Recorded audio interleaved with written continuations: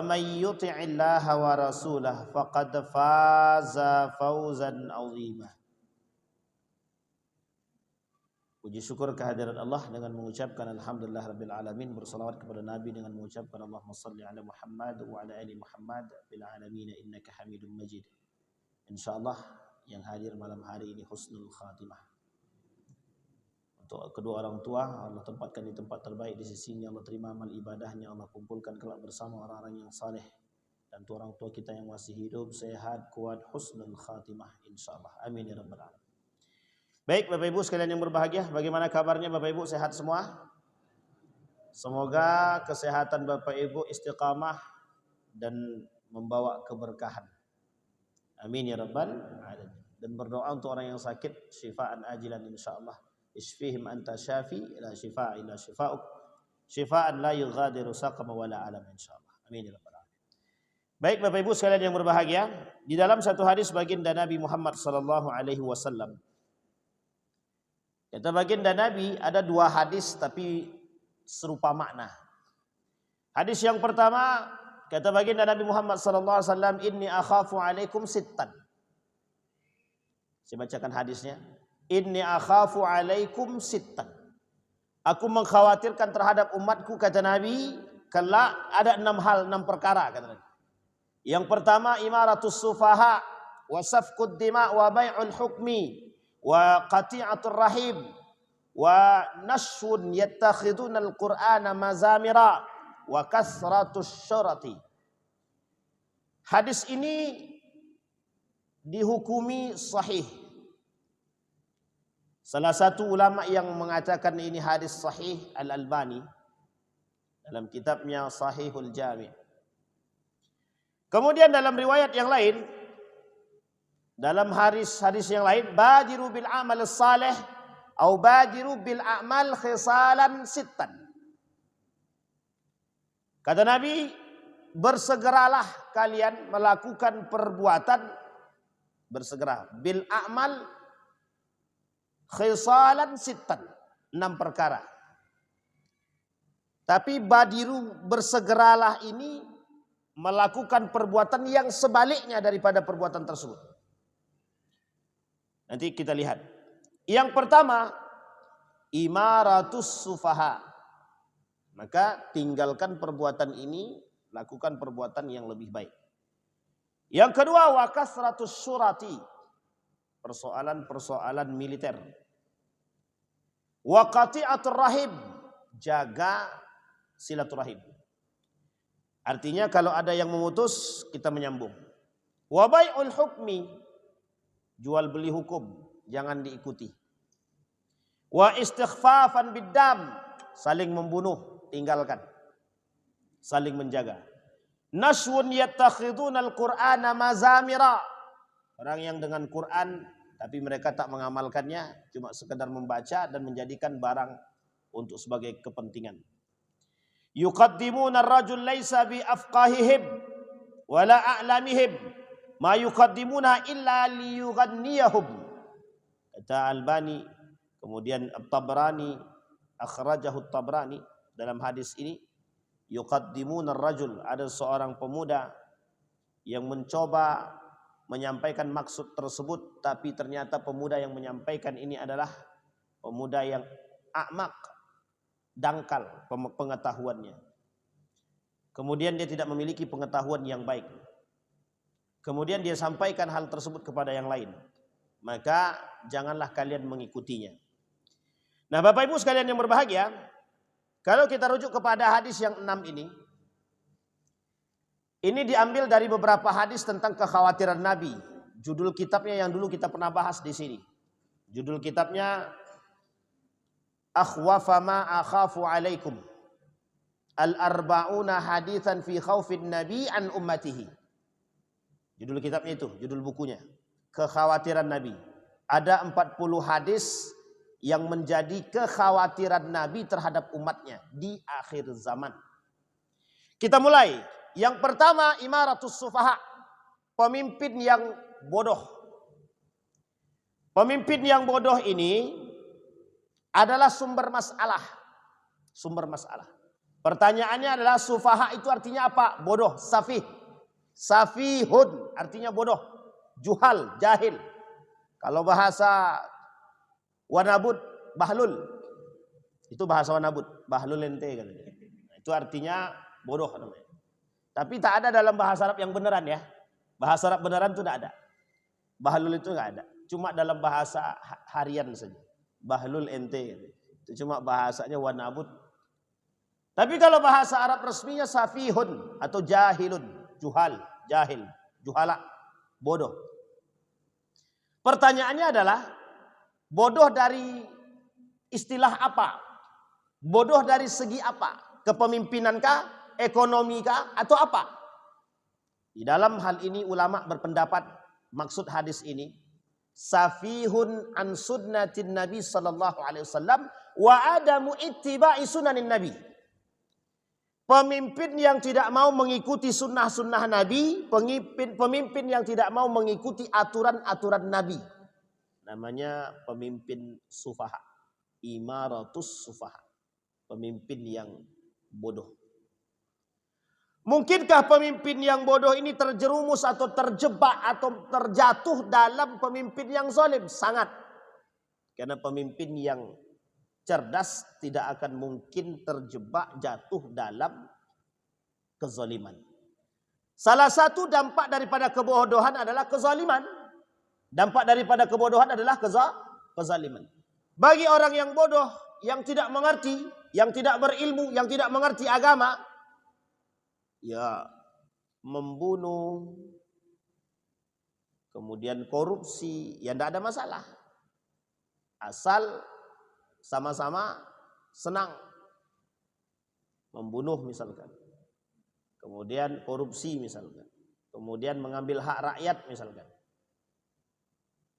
Jadi sekarang ini memang normal betul korupsi itu namanya. Nah, jangan sampai ke MBG pula. Ya, sudah. Karena baru ketangkap kan. Ya kita tak membahas MBG-nya, Pak. Jadi contoh itu Allah tampakkan. Jadi unik Pak, unik. Saya jujur kadang-kadang berpikir, mengapa Allah tampakkan itu tapi kok kita nggak ngambil pelajaran gitu. Orang kok masih berebut-rebut mau jadi pemimpin, sementara mereka terjebak dalam narapidana, kezaliman. Tapi kok masih rebutan gitu. Kalau bahasa gaulnya, kalau mau tahu Bapak Ibu bahasa gaulnya, kepedean. Sok mampu meninggalkan tradisi yang buruk, tapi justru terjebak. Coba Bapak Ibu pikir, coba kita pakai rasional saja. Kok bisa? Itu terang-terangan ya, terang-terangan dihukumi penjara koruptor. Kok masih banyak yang rebutan? Kira-kira setelah masuknya misalkan kepala tadi ke dalam penjara, kira-kira masih banyak enggak yang mau rebutan jadi kepala BGN itu? Pasti banyak rebutan. Nah, itulah yang saya tak masuk akal tuh. Kenapa gitu loh? Itulah yang disebut dengan iman tak ada tadi. Jangan tersinggung. Karena kalau dia beriman pasti enggak mau dia, Pak. Nah, kembali kepada tadi, itulah yang disebut dengan imaratus sufaha tadi. Itulah yang disebut dengan kebodohan. Yang dimaksud di situ adalah kebodohan pada aspek sunnahnya Nabi. Tidak mencontoh karakter Nabi. Tidak mencontoh perbuatan Nabi. Kalau kita boleh berpikir saja, boleh berpikir dengan akal sehat saja. Tidak usah pakai, mohon maaf ya, jangan pakai agama sekarang. Jangan pakai agama. Coba berpikir pakai logika akal sehat saja. Ada orang yang terjebak dalam lubang buaya, kira-kira ada enggak orang mau masuk ke situ? Itu kan akal itu. Tapi kok orang berbondong-bondong mau masuk lubang buaya itu? Itulah yang saya enggak paham sampai sekarang itu saya berpikirnya. Makanya Nabi bilang, ada seorang pemuda menghidupkan api. Dihidupkan api oleh pemuda tersebut. Itu binatang melata mendekati api. Anak pemuda tersebut ditariknya satu-satu. Jangan binatang melata, jangan dekat ke api itu. Ditarik satu-satu. Kata Nabi, permisalanku terhadap kalian sama seperti itu. Nabi bilang jangan ke neraka, jangan masuk lubang buaya. Tapi semuanya pengen masuk. Pengen masuk semua. Nabi tarik satu-satu. Jangan, kata Nabi, jangan. Tapi masuk juga, mau juga. Nah, begitulah bahasanya. Itu yang disebut dengan cerdas itu tak pada tempatnya. Itu kalau bahasa halus Pak. Kalau bahasa kasarnya ya itu tadi. Bahasanya tadi kita pakai. Bodoh Pak. Itu bahasa kasarnya begitu. Itu dalam bahasa Nabi bukan bahasa saya. Imaratus sufaha. Maka kecerdasan itu penting. Cerdas itu penting Pak. Tapi cerdas dengan iman. Cerdas dengan iman. Bukan cerdas tanpa iman. Seolah-olah mata ini buta. Tak nampak. Kalau cuma mata yang buta, masih ada kemungkinan keselamatan. Tapi kalau yang buta ini hati, qaswatul qalbi, hati yang buta, hati yang rusak, tak nampak Pak. Mana tai ayam, mana coklat sama Pak. Nah sekarang saya kasih tahu Bapak Ibu. Ada istilah orang zaman dulu, kalau dia jatuh cinta itu, tai ayam merasa coklat kata dia. Sekarang saya tanya, coba saya ajak Bapak Ibu berpikir. Kalau ada yang bilang begini kira-kira mohon maaf. Itu cerdas atau bodoh? Tapi mengapa orang yang jatuh cinta seperti itu? Karena sudah dibutakan oleh hawa nafsu. Bapak Ibu, nafsu yang tinggi itu hanya bisa diobati dengan kekuatan iman. Iman yang lemah atau ingin cara menguatkan iman, ada satu yang paling ampuh untuk memperkuat iman itu. Memaksakan diri melakukan amal soleh. Memaksakan. Kita ambil contoh. Ya, kita ambil contoh. Bapak Ibu tidak koruptor. Tidak koruptor. Tapi kawan-kawan Bapak Ibu ngajak korupsi barang. Ngajak korupsi. Kira-kira Ibu bermain dengan siapa? Berlawanan dengan siapa ketika itu? Ada berapa musuh Ibu ketika itu? Bapak Ibu, berapa musuhnya? Satu, kawan sendiri. Yang kedua, setan. Yang ketiga, diri kita sendiri. Ibu kuat-kuatan tuh, kuat-kuatan. Kalau tidak kuat, kalau tidak dipaksakan, selesai Pak. Sekarang saya tanya Ibu. Ini ada perkumpulan ibu-ibu suka gibah. Ini ada ibu yang tak suka gibah. Cuma kalau dia tak gabung tak dapat kawan. Tak gabung tak dapat kawan. Kalau dia bergabung tergantung iman. Kalau imannya kuat selamat. Tapi kalau tak kuat iman pasti terjebak juga. Pertanyaannya ibu-ibu aja jawab yang bisa jawab. Ibu-ibu masih tetap ingin gabung atau misahkan diri? Itu jawabannya harus jujur itu.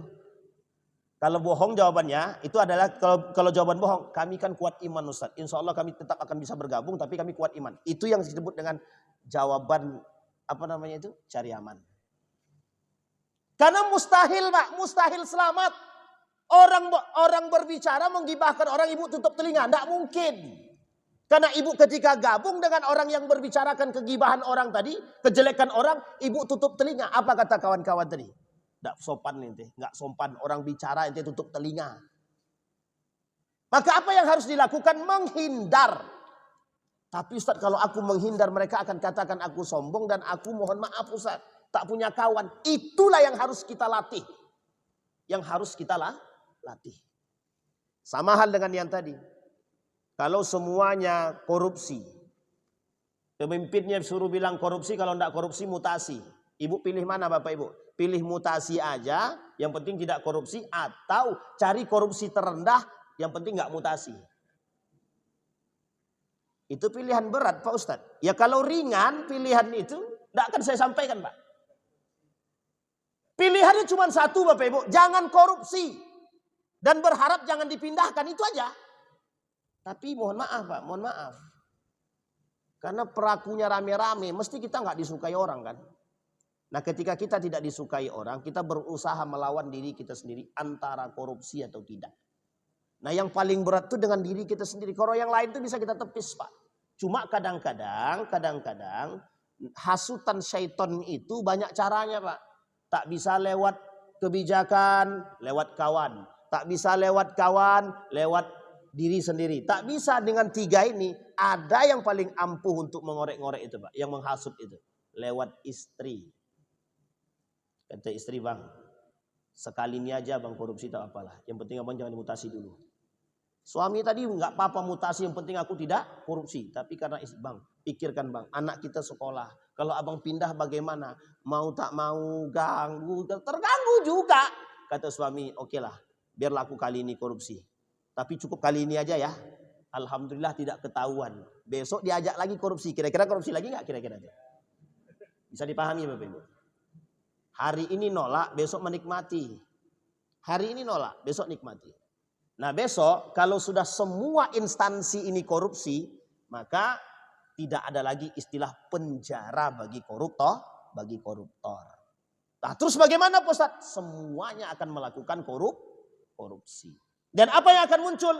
Akan muncul fatwa kehalalan atau kemubahan korupsi. Bisa dipahami Bapak Ibu? Berdampak negatif besar atau tidak? Itulah kalau mohon maaf pemimpinnya supaha.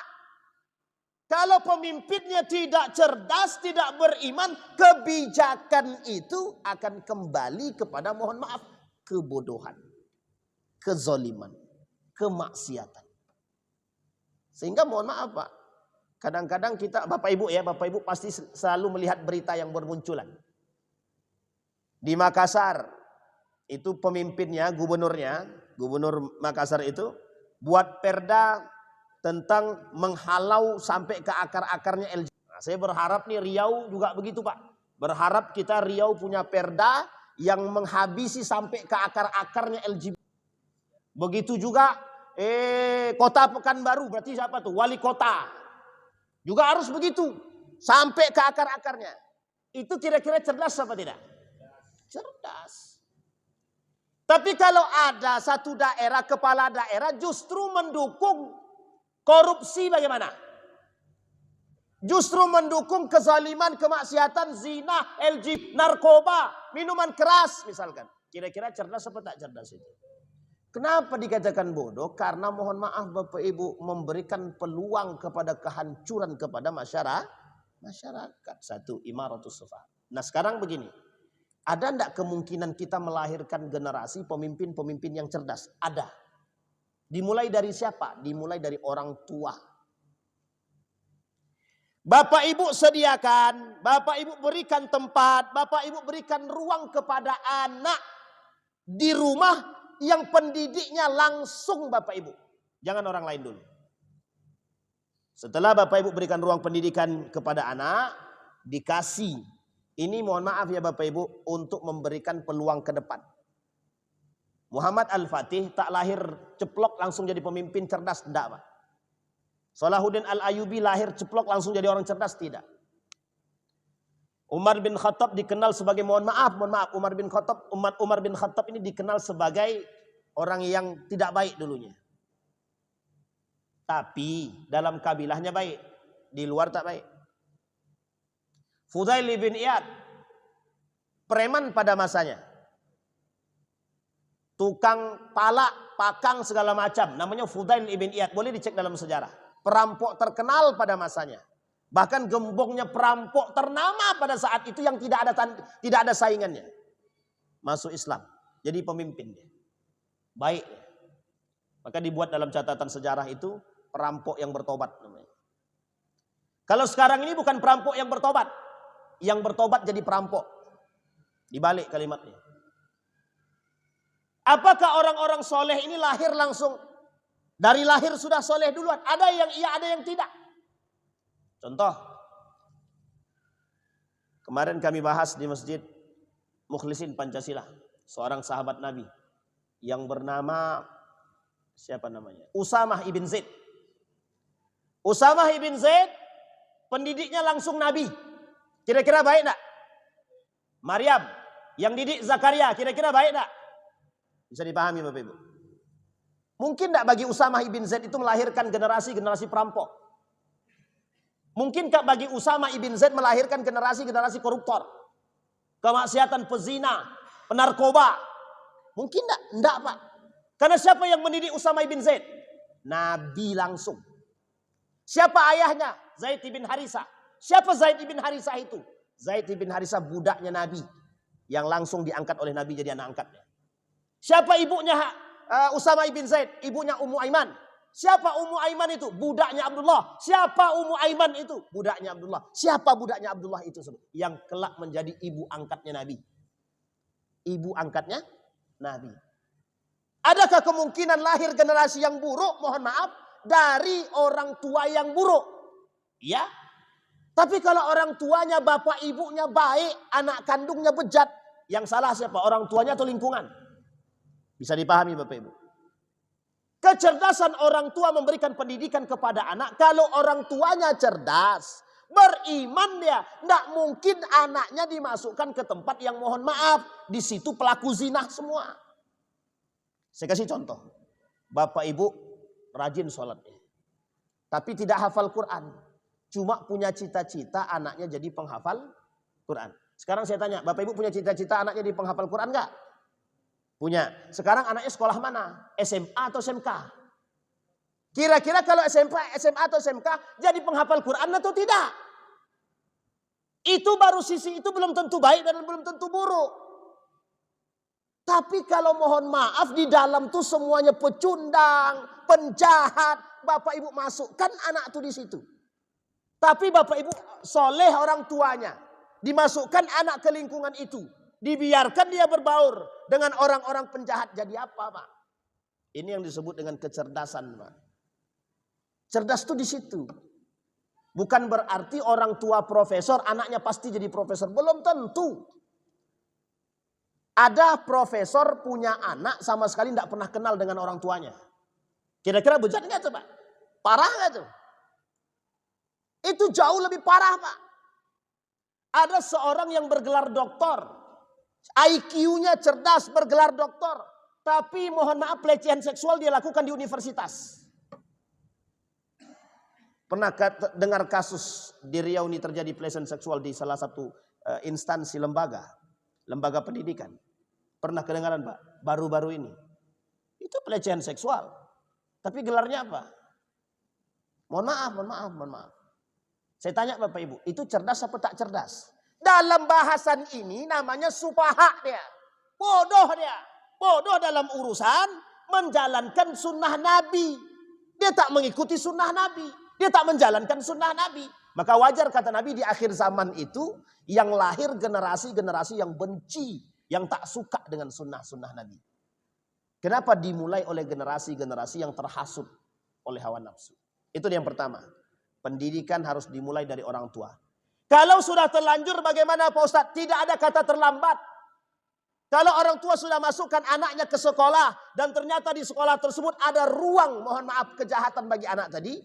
Maka segera pindahkan atau ada ataunya. Berikan keseimbangan pendidikan agama kepada mereka. Baik di rumah maupun di masjid ataupun di tempat-tempat yang lain.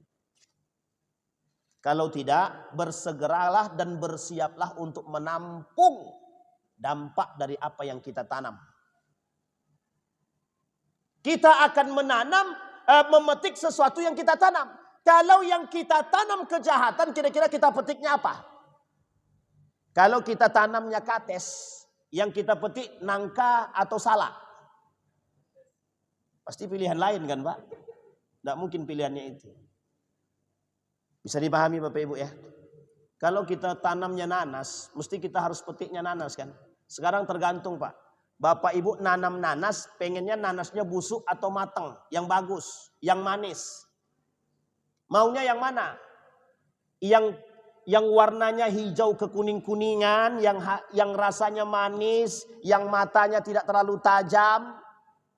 Mau yang mana? Atau yang busuk? Mesti semua orang pengennya yang bagus. Cuma nanamnya asal-asalan. Itu masih mending hidup. Kalau mati dia. Wah, bisa dipahami Bapak Ibu ya. Ini logika Pak. Cara berpikir. Itu yang disebut dengan cerdas itu. Menurut Bapak Ibu Rocky Gerung itu cerdas enggak? Ini kita tembak aja. Menurut Bapak Ibu cerdas enggak Rocky Gerung itu? Cerdas apa tidak? Tapi dalam urusan agama cerdas enggak dia? Ini dia. Bisa dipahami Bapak Ibu. Orang yang tidak menjalankan sunnah Nabi tidak bisa dikatakan cerdas. Kata Nabi, kata para ulama yang dimaksud dengan imaratus sufaha itu pemimpin yang takut dengan Allah. Pemimpin yang mau dekat dengan Allah. Pemimpin yang menjalankan sunnah-sunnah Nabi. Apa salah satu contoh sunnah Nabi dalam kepemimpinan itu? Satu, Nabi selalu memberikan kebijakan-kebijakan itu. Kebijakannya selalu sehat, bagus, baik. Kebijakannya selalu menguntungkan masyarakat dan orang-orang lemah. Ini saya kasih satu contoh. Saya kasih satu contoh kebijakan Nabi terhadap rakyat yang tidak mampu. Bapak Ibu pernah dengar hadis, apa hukumnya daging kurban lebih dari 3 hari di rumah? Ini kita rujuk hadisnya, Apa hukumnya? Kalau rujuk kepada hadisnya hukumnya haram. Sekarang saya tanya, siapa di antara Bapak Ibu yang di dalam lemari esnya masih ada daging kurban? Masih ada semua kan? Kalau merujuk kepada hadis Nabi ini tadi, haram berarti. Wih, Ustaz ini keras betul. Enggak. Tenang. Saya tak keras. Haram Pak kalau merujuk kepada hadis Nabi. Tapi kebijakan ini kebijakan Nabi loh. Nabi ambil kebijakan ini ada tujuannya. Ada. Tujuan Nabi untuk maslahat. Padahal kalau kita boleh korek-korek, itu kan daging haknya kami. Karena Nabi ini seorang Nabi, sekaligus pemimpin, dibuatlah oleh Nabi kebijakan yang menyimpan daging dalam lemari, dalam rumah, tidak habis daging tersebut lebih dari 3 hari, haram dimakan. Kalang kabut yang masih punya daging dalam rumah, kalang kabut. Kemana akhirnya daging-daging itu? Dibagikan kepada orang-orang yang tidak mampu. Tahu alasannya apa? Karena ketika itu Mekah dalam kondisi paceklik. Langsung Nabi ambil kebijakan. Kata Nabi, haram nyimpan daging lebih dari 3 hari. Kalang kabut yang punya daging banyak. Daging ontanya, lembunya, dombanya. Akhirnya dibagikanlah kepada masyarakat yang tidak mampu. Apa endingnya? Orang-orang yang tidak makan bisa makan. Kemudian sahabat bertanya lagi pada tahun berikutnya. Ya Rasulullah, apakah kebijakan ini berlaku untuk tahun ini? Dijawab sama Nabi. Karena tahun ini ekonomi Mekah sudah bagus, maka tak berlaku lagi kebijakan tersebut. Hadis tadi dinasakh secara makna, secara hukum. Bisa dipahami Bapak Ibu? Jadi ada kondisi ketika itu di Mekah namanya dabah. Dabah itu paceklik. Itu Nabi. Kira-kira kebijakannya untuk siapa? Maslahat siapa? Maslahat orang kaya atau orang tak mampu? Maslahatnya orang kaya atau orang tak mampu? Sekarang nih Pak, konglomerasi. Yang kaya semakin kaya, yang miskin semakin miskin. Sehingga angka kemiskinan bukannya mohon maaf, standar kemiskinan diturunkan, maka angka kemiskinan naik. Turun. Karena standar kemiskinannya diturunkan. Misal, standar kemiskinan itu di angka 1 juta. Kira-kira kalau diturunkan dari 1 juta menjadi 500, kira-kira angka kemiskinannya menurun atau naik? Begitulah kita dibodoh-bodohi itu Pak. Bisa dipahami Bapak Ibu ya? Begitulah. Karena kebijakan itu tidak pro. Tidak pro. Ini ada lagi heboh nih kasus pas Idul Adha kemarin. Duit APBN digunakan untuk bayar kurban APBN namanya. Apa hukumnya Pak? Boleh apa tak boleh? Sah apa tak sah itu Pak? Ini kebijakan Pak. Kebijakan. Bapak Ibu yang bilang tidak sah berarti belum baca itu. Bapak Ibu yang bilang sah berarti sudah pernah baca berarti. Bapak Ibu, kalau duit itu diambil dari APBN, secara hukum, kita bicara hukum yang hukum fikih ya. Tidak ada masalah Pak, silakan. Pemimpin boleh kok. Pemimpin boleh ngambil duit di Baitul Mal. Boleh ngambil uang di Baitul Mal untuk apa? Untuk dibelikan daging kurban atau sapi kurban, boleh. Untuk masyarakatnya, boleh, sah-sah saja. Hukumnya sah. Bahkan ulama berbeda pendapat. Di antara perbedaan pendapat para ulama ini, banyak ulama yang menyepakati hukumnya boleh dan sah. Itu saya tanya langsung sama Dr. Mawardi Muhammad Saleh. Apa jawaban Dr. Mawardi Muhammad Saleh? Sah-sah saja. Sekarang coba Ibu bayangkan. Itu duit digunakan untuk yang lain. Untuk maksiat.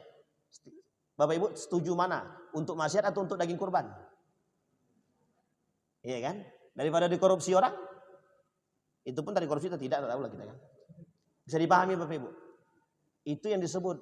Maka mohon maaf secara hukum. Pertanyaan muncul.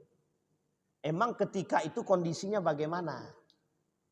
Oleh sebagian ulama mengatakan ketika itu Baitul Malnya sedang sehat. Kondisi ekonomi rakyatnya pun sedang dalam keadaan baik. Dan daging-daging yang diberikan sapi-sapi, hewan-hewan tersebut diberikan kepada daerah-daerah terpencil yang tidak mendapatkan daging kurban. Sekarang saya kasih tahu Bapak Ibu. Saya baru dapat laporan beberapa hari yang lalu. Di Pekanbaru ini ada 3 daerah yang kami temukan tidak ada dapat kurban sama sekali. Itu Pekanbaru. Pekanbaru. Kalau saya boleh menyarankan kepada ketua masjid, ke depan kalau ada sapinya banyak, tolong cari satu tempat yang memang tidak dapat sapi ataupun kambing. Tolong dioper ke sana. Ini sebenarnya tugasnya pemerintah. Saya sudah sampaikan kepada Bapak Kakanwil, kepala kantor, itulah pokoknya. Pokoknya Kakanwil. Kebetulan saya ngisi ceramah subuh di tempat beliau dan beliau ada. Itulah yang saya harapkan. Alhamdulillah ketemu dan saya sampaikan sama beliau. Ada 3 daerah yang tidak, mohon maaf, tak dapat daging. Bukan tak dapat daging, tidak ada hewan yang mau dipotong. Sekarang kalau tidak ada hewan yang mau dipotong, kalau kata Dr. Mawardi Muhammad Saleh, Idul Adha itu hari apa? Hari bergembira. Lah bagaimana orang bergembira kalau tidak ada kambing yang dimakan? Tidak ada kambing sapi yang dimakan. Tidak ada bahagia-bahagianya Pak. Nah ini poin penting. Sementara masjid yang lain sedang berkelahi. Ini tulang untuk siapa? Kepala untuk siapa? Kata dia. Kita berkelahi ternyata masih ada yang belum dapat daging. Kembali kepada poin tadi, Bapak Ibu, itu etikanya boleh dipakai kalau kondisi rakyatnya sedang aman. Ini etika bukan hukum. Kalau kita bicara hukum sah-sah saja, tapi kalau kita berbicara etika harus melihat kondisi.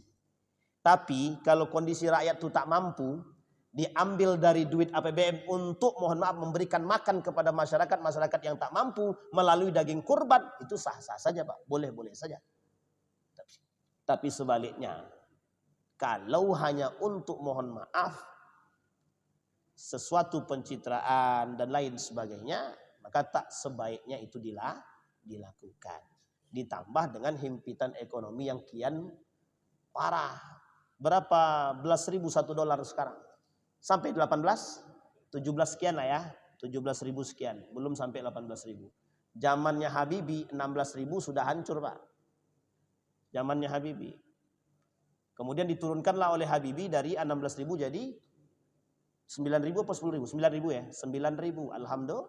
Nah kita berharapnya ada keajaiban dari langit, dari 17.000 sekian berubah jadi 2.000 atau 3.000. Ya paling tidak turun jadi 10.000 kan lumayan lah. Alhamdulillah. Baik, itu yang pertama. Imaratus sufaha. Yang kedua, safkud dima. Kata Nabi, kekhawatiranku terhadap umatku yang kedua, kata Nabi, dalam hadis tersebut, safkud dima. Pertumpahan darah. Ini sudah pernah saya jelaskan di sini, tapi dengan model hadis yang berbeda. Wala taqtulun nafsan allati harramallahu illa bil haqqi wala yaznun. Surat Al-Furqan. Di halaman terakhir dari surat tersebut. Kata Allah, jangan kalian saling berbunuhan atau membunuh orang. Kecuali yang dibenarkan dalam agama. Pernah saya sampaikan di sini. Nyawa manusia ini, itu haram Pak. Keharaman jiwa manusia ini sama keharamannya seperti agama, harga diri, barang-barang yang kita miliki, sama Pak keharamannya. Dan sama haramnya seperti hari-hari yang diharamkan. Contoh, ada bulan-bulan haram dalam 1 tahun itu ada 4 ya, ada 4 bulan-bulan haram tersebut. Nah, di antara bulan-bulan haram ini, keharaman bulan-bulan ini kesuciannya sama dengan jiwa kita nih. Kahurmati yaumikum hadza wa fi baladikum hadza wa fi syahrikum hadza, kata Nabi. Jadi tidak bisa sembarangan kita membunuh orang Pak.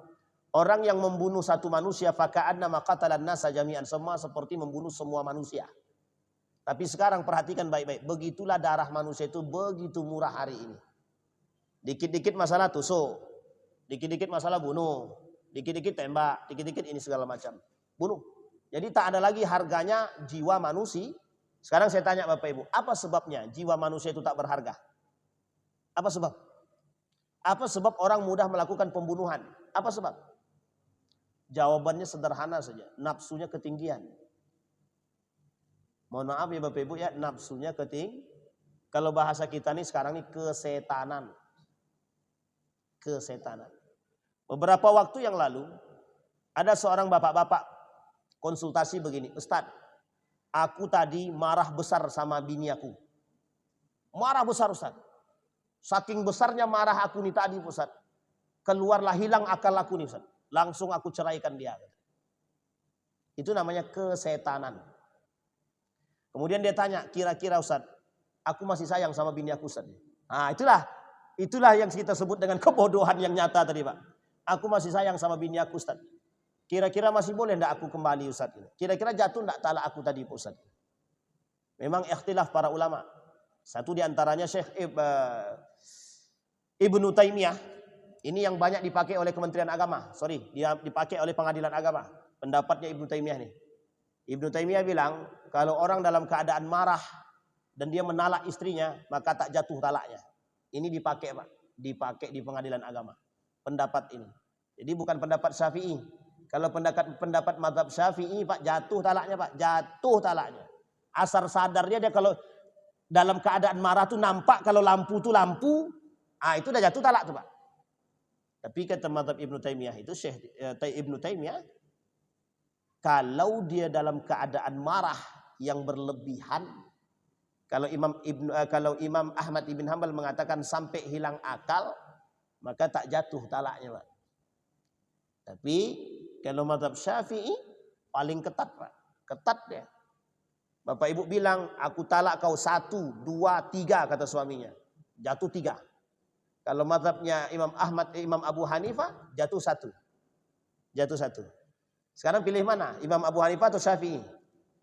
Kalau yang kayak gini kami ikut Imam Abu Hanifah aja Ustaz. Suka-suka lah. Bisa dipahami Bapak Ibu. Ini poin penting betul. Jadi jangan sembarangan. Orang yang melakukan pembunuhan nafsunya ketinggian. Kecintaannya terhadap dunia berlebihan. Lemahnya iman bahkan tidak punya iman. Apa solusinya Ustaz? Solusinya satu. Yang pertama, mohon maaf Bapak Ibu. Kita ini semua sama. Sama. Tapi kok bisa ada orang yang kuat iman, ada yang tidak kuat iman. Setannya juga beda-beda yang menghasut kan. Kenapa Bapak Ustadz itu kok imannya kuat? Bapak Ustadz yang ini kok imannya nggak kuat? Padahal sama-sama manusia. Sama-sama Ustadz pula lagi. Kenapa kok berbeda? Bisa dipahami sampai di sini. Apa yang membuat mereka berbeda? Kualitas ibadahnya. Bisa dipahami Bapak Ibu ya? Kualitas ibadahnya. Yang kedua, kualitas makanannya. Yang ketiga, cara pandangnya. Di situ Ustadz, di sini Ustadz. Tapi kalau cara pandangnya yang di sono Islami, di sini Barat, kira-kira nyambung nggak tuh? Nyambung nggak Pak? Nggak nyambung. Sekalipun yang di sini hafal Quran, tapi cara pandangnya Barat nggak akan sama dengan cara pandang yang Islami, nggak sama Pak. Tidak sama. Itu yang harus kita gadang-gadangkan sekarang. Apa dampak negatif dari perbuatan kita yang jahat itu? Bapak Ibu, misalkan bapak-bapak terbunuh dia sama bapak tadi anak orang. Akhirnya mohon maaf, apa yang terjadi? Dampak negatifnya besar, banyak. Satu, orang yang dibunuh tadi, dia punya anak, punya istri. Jadi yatim. Kita masuk penjara. Anaknya tadi terbengkalai. Bisa dipahami Bapak? Iya kalau dia jadi orang seperti Korun. Masih banyak harta-harta yang ditinggalkan. Tapi kalau dia bukan Karun, bagaimana? Bisa dipahami sampai di sini Pak. Kira-kira kezalimannya bertambah atau tidak bertambah? Itu pertama. Yang kedua dosanya adalah dia akan meninggalkan generasi yang lemah. Kenapa kita katakan generasi yang lemah? Kalau dia lemah ekonomi, mohon maaf, berubah cara pandangnya, hilang agamanya, mohon maaf, pindah dia ke agama lain. Makin besar dosanya Pak. Akibat dari perlakuan kita.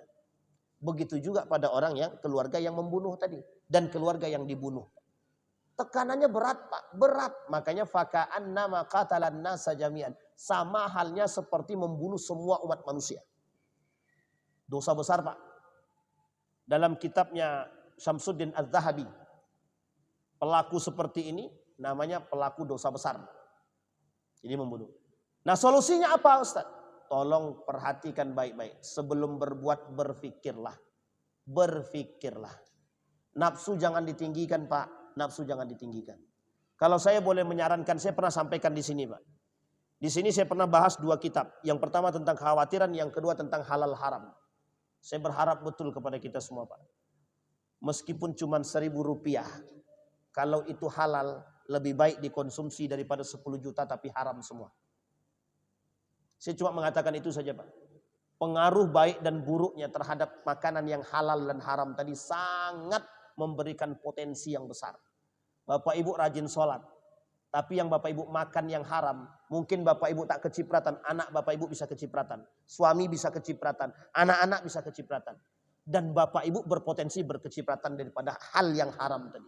Kira-kira kalau orang makan yang haram, kira-kira perilakunya baik atau buruk? Coba perbaiki itu dulu. Perbaiki dulu. Yang kedua, berhenti main yang haram-haram Pak. Berhenti ikut ribawi. Berhenti. Berhentilah dengan urusan riba. Berhentilah. Allah perangi. Cara Allah memerangi, menghancurkan bisa. Allah hancurkan rumah tangganya, Allah hancurkan ekonominya, Allah hancurkan semuanya. Semuanya Allah hancurkan. Satu-satu. Jadi selagi orang itu masih main riba meskipun cuma 1.000 saja, Allah hancurkan secara perlahan. Secara perlahan-lahan. Kira-kira bahaya apa tidak? Bahaya apa tidak? Sekarang saya tanya Bapak Ibu, ketika orang dihancurkan rumah tangganya oleh Allah, depresi enggak? Stres enggak dia? Stres apa tidak? Yang tidak punya iman stres dia. Yang punya iman introspeksi diri dia. Oh iya. Apa jawaban Dr. Mawardi Muhammad Saleh? Ketika ada satu kejadian kasus di Pekanbaru. Di Pekanbaru. Kami tanya Pak sama beliau. Kasusnya unik. Ada satu masjid. Panitia kurbannya bilang begini. Kalau kami tidak dikasih daging kurban, kami tidak akan turun jadi panitia. Tahu Bapak Ibu apa yang terjadi? Ditinggalkannya daging kurban itu tadi. Tak diurusnya. Apa jawaban Dr. Mawardi Muhammad Saleh? Hukum upah dari daging kurban haram. Kalau ada yang memaksakan diri untuk mendapatkan itu, itulah yang disebut dengan du'ful ilmi, lemahnya ilmu. Imam Al-Ghazali mengatakan, mengapa manusia hari ini tinggi nafsunya ketimbang imannya? Du'ful ilmi. Memandang mata ini, memandang dunia ini dengan mata syahwat, kacamata syahwat. Tidak dengan kacamata iman. Zaman dulu memandang dunia ini dengan kacamata iman. Makanya tak nampak kenikmatan dunia itu tak nampak.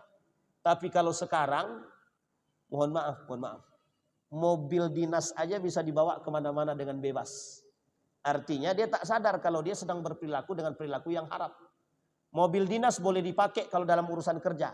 Di luar kerja haram dipakai, haram. Begitulah para ulama, begitulah para sahabat, begitulah para pemimpin-pemimpin yang soleh terdahulu mencontohkan kita. Cuma gengsi untuk ngikutin itu. Kenapa? Karena kita gengsinya tinggian. Kalau dapat mobil dinas itulah yang diharapkan. Kamu kepala bagian apa? Kepala divisi cuma apa mobil dinasnya? Ada, sudah mobil dinasnya. Alhamdulillah sudah ada mobil dinas. Bangga. Pakai mobil dinas bangga.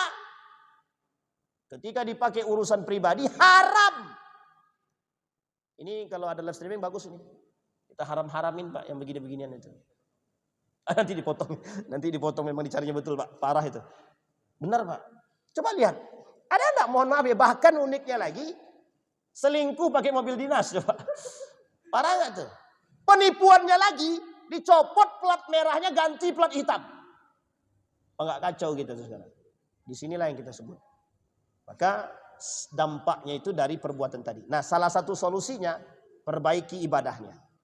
Yang kedua makanannya. Yang ketiga Bapak Ibu, yang tadi kita sampaikan. Tolong halal haramnya diperhatikan, urusan ribawinya diperhatikan. Karena sejauh mereka masih melakukan yang 3 hal atau salah satu di antara 3 ini, mohon maaf. Maka akan sulit dia mendapatkan kebaikan tersebut. Tapi kan kami punya usaha, baik. Yang penting ada motivasi untuk memperbaiki diri, meninggalkan ketiga ini perlahan-lahan. Boleh Ustaz? Boleh, sangat silahkan. Tapi kalau masih eksis dengan itu, tak ada motivasi untuk meninggalkan, maka tinggal sampaikan. Aku siap berperang denganmu wahai Allah. Selesai Pak. Bisa dipahami sampai di sini Bapak Ibu? Bisa dipahami ya? Begitulah ancaman Allah. Maka jangan salah kalau kita hari ini tidak dianugerahkan oleh Allah. Bukan tidak, belum dianugerahkan pemimpin-pemimpin yang takut kepada Allah. Karena mohon maaf, yang dimakan masih banyak bercampur yang syubhat dan yang haram. Bukan yang halal Pak. Yang syubhat dan yang haram. Bagi para pemimpin-pemimpin yang seperti itu. Bisa dipahami ya Bapak Ibu ya? Maka salah satu solusinya sudah kita sampaikan. Perbaiki ibadah.